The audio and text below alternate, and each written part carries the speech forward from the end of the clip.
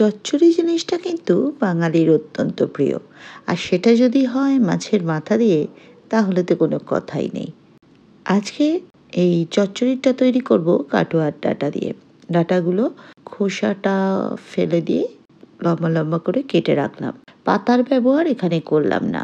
সর্ষের তেলে ভেটকি মাছের মাথা ভেজে তুলে রেখে ওই তেলেই পাঁচফোড়ন আর কাঁচা লঙ্কা ফোড়নে দিয়ে ভালো ভাজা গন্ধ বেরোলে তখন আলু, কুমড়ো, বেগুন, টমেটো দিয়ে একটু ভাজা ভাজা করলাম।